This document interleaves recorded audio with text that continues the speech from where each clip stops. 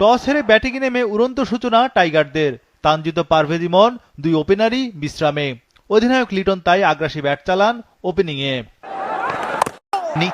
প্রথম 3 ওভারে দলের স্কোরবোর্ডে আসে 39 রান। লিটন প্রায় 250 স্ট্রাইক রেটে ব্যাট করছিলেন, তবে সাইফ নিজের ইনিংস বড় করতে পারলেন না। সাইফ হাসান 8 বলে 12 রানে আউট। লিটনের মারমুখী ব্যাটিংয়ে 3.4 ওভারে স্কোরবোর্ডে ওঠে 50। 4.1 ওভারে 1 উইকেটে 60 রান তোলার পর শুরু হয় বৃষ্টি। পাওয়ার প্লের 6 ওভারে বাংলাদেশের সংগ্রহ 1 উইকেটে 67 রান। 27 বলে 50 পূর্ণ করেন লিটন দাস। এতে টাইগারদের হয়ে সর্বাধিক 14তম 50 রেকর্ড করেন এই ডানহাতি। তাওহিদ হৃদয় বিদায় নেন 9 রানে, তবে লিটন ছিলেন অবিচল। 10 ওভারে বাংলাদেশের সংগ্রহ 2 উইকেটে 89 রান। 11 ওভারে স্কোরবোর্ডে 100 রান। লিটন দাস 46 বলে আউট 73 রানে।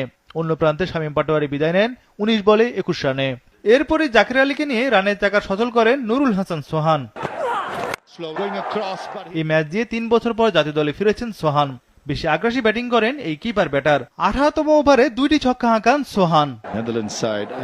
আবারও বৃষ্টি শুরু সিলেটে। 18.2 ওভারে 4 উইকেটে 164 রান তোলে টাইগাররা। বৃষ্টি থামলেও বাংলাদেশ আর ব্যাটিংয়ে নামেনি। ডাকওয়ার্থ লুইস মেথডে নেদারল্যান্ডসের সামনে কত টার্গেট আসে সেই অপেক্ষা। তবে পুনরায় বৃষ্টি শুরু হলে ম্যাচ পরিত্যক্তের ঘোষণা আসে।